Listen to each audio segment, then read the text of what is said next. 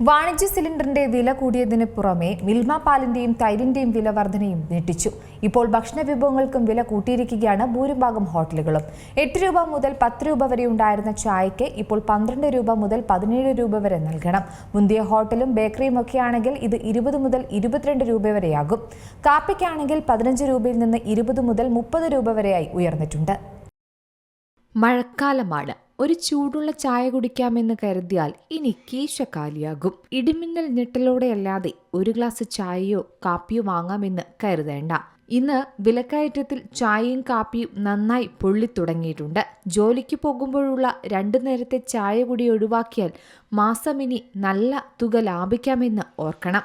അതെ, US-ഇറാൻ സംഘർഷം മലയാളികളുടെ ചായയിൽ വരെ എത്തിത്തുടങ്ങി. വാണിജ്യ പാചകവാതക സിലിണ്ടറിന്റെ വില 4 മാസം കൊണ്ട് ഇരട്ടിയായി കൂടിയിട്ടുണ്ട്. ഇതോടൊപ്പം ചായയ്ക്കും ഭക്ഷണ വിഭവങ്ങൾക്കും സാധാരണ ചായക്കടക്കാരൻ മുതൽ വൻകിട ഹോട്ടലുകൾ വരെ വില കൂട്ടാൻ നിർബന്ധിതരായി. പരിപാടികൾക്ക് വളരെ മുൻകൂട്ടി കൊട്ടേഷനുകൾ നൽകുന്ന കാറ്ററിംഗ് സർവീസുകൾ വരെ അതാത് സമയത്തെ പാചകവാതക വിലയ്ക്കനുസരിച്ചാണ് ഇപ്പോൾ മാറ്റം വരുത്തുന്നത്. സംസ്ഥാനത്ത് 8 രൂപയായിരുന്നു ഒരു ഗ്ലാസ് ചായയ്ക്കുണ്ടായിരുന്നത്. എന്നാൽ ഇപ്പോൾ 12 മുതൽ 17 വരെയാണ് മിക്ക സ്ഥലങ്ങളിലും ഈടാക്കുന്നത്.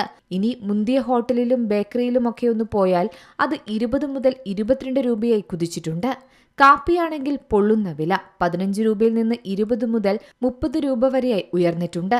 ഇനിയിപ്പോൾ ചായയും നല്ല പലഹാരങ്ങളും കഴിക്കണമെങ്കിൽ വിലക്കുറവിൽ കിട്ടുന്ന കടകൾ കുറവാണ്.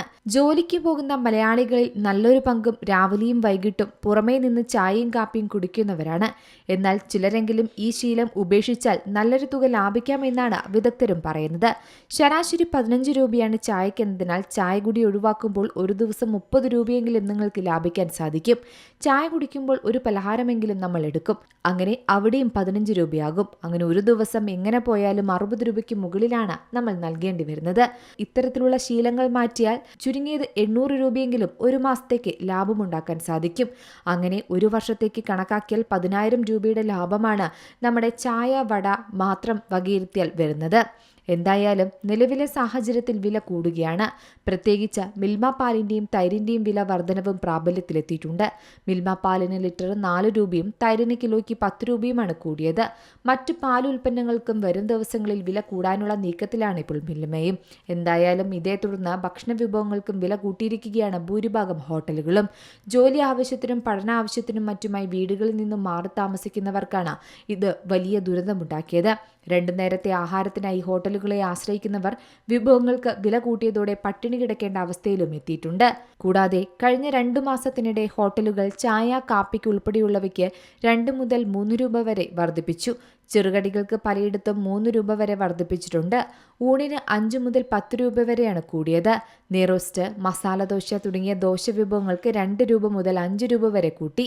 ബിരിയാണിക്കാകട്ടെ 10 രൂപയാണ് കൂട്ടിയത്. News desk C Malayalam news. ഏറ്റവും പുതിയ വാർത്തകളും വിശേഷങ്ങളും വിരൽത്തുമ്പിലറിയാൻ സി മലയാളം ന്യൂസ് എല്ലാ ഡിജിറ്റൽ പ്ലാറ്റ്ഫോമുകളിലും ലഭ്യം.